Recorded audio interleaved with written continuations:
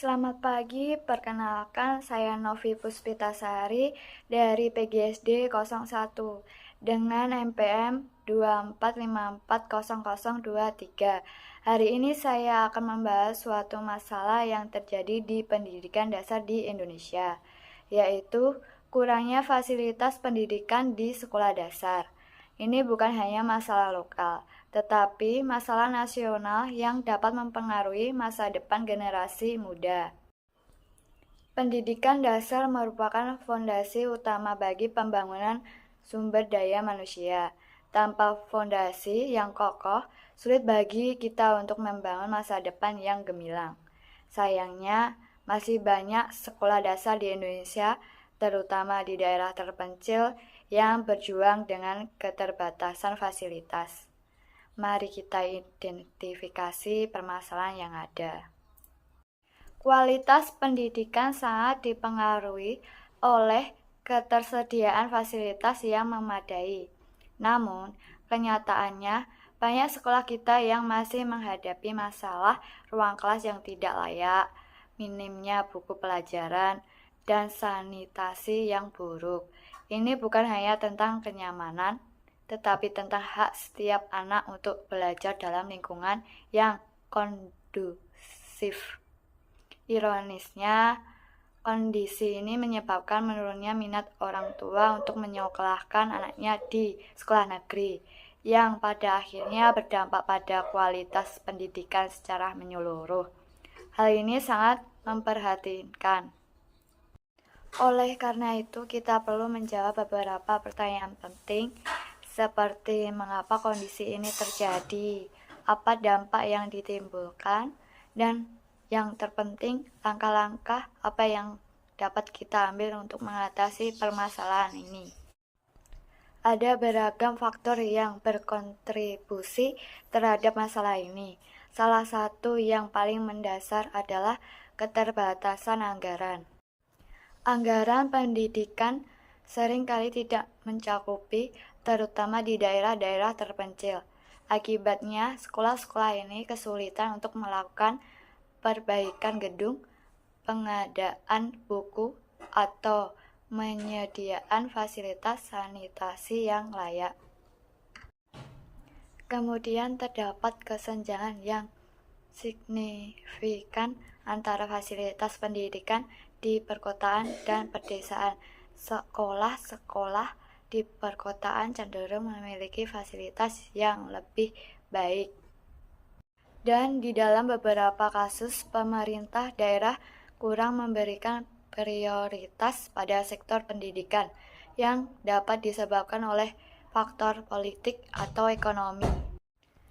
Adapun faktor-faktor lain yang berpengaruh, contohnya rendahnya kualitas sarana fisik, bahkan masih ada sekolah yang tidak memiliki gedung, tidak mempunyai perpustakaan, tidak memiliki laboratorium, dan sarana lainnya. Selain itu, terdapat masalah seperti kurangnya tenaga ahli, birokrasi yang rumit, dan kondisi geografis yang menyulitkan pembangunan di daerah terpencil. Faktor internal juga mempengaruhi, seperti mode pengajaran yang menonton dan penempatan guru yang tidak sesuai dengan bidangnya. Keterbatasan fasilitas ini menimbulkan dampak yang sangat merugikan bagi anak-anak kita. Bagaimana mungkin anak-anak dapat berkonsentrasi belajar jika ruang kelas mereka bocor atau terlalu panas?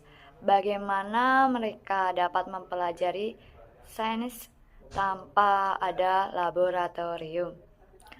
Pada akhirnya, kondisi ini menurunkan kualitas pendidikan secara keseluruhan. Anak-anak tidak dapat mengembangkan potensi mereka secara maksimal. Bahkan, prestasi siswa pun menjadi rendah karena sarana prasarana yang terbatas. Lingkungan belajar yang tidak kondusif juga dapat menurunkan motivasi anak-anak, yang akhirnya berpotensi menyebabkan mereka putus sekolah. Tentu saja hal ini menghambat minat dan gaya belajar anak-anak Juga ini menciptakan kesenjangan pendidikan yang besar. Lalu apa yang dapat kita lakukan? Setiap individu memiliki peran penting dalam upaya ini. Pemerintah perlu meningkatkan alokasi anggaran pendidikan dan memastikan bahwa dana tersebut sampai ke sekolah-sekolah yang membutuhkan. Kita semua dapat berkontribusi, sumbangan, kegiatan sukarela, atau bentuk dukungan lainnya dapat memberikan dampak yang signifikan. Teknologi dapat menjadi solusi inovatif. Pembelajaran daring dan sumber daya digital dapat membantu mengatasi keterbatasan fasilitas. Kita perlu pengawasan yang lebih baik terhadap penggunaan anggaran. Guru juga perlu lebih kreatif. Dan tentu saja kerjasama antara pemerintah, masyarakat, dan sektor swasta sangat penting. Penempatan guru sesuai dengan bidang studinya juga sangat diperlukan. Permasalahan ini memang kompleks, tetapi kita tidak boleh menyerah. Masa depan anak-anak kita bergantung pada tindakan kita saat ini. Mari kita bersatu dan bekerja sama untuk memastikan bahwa setiap anak mendapatkan pendidikan yang layak.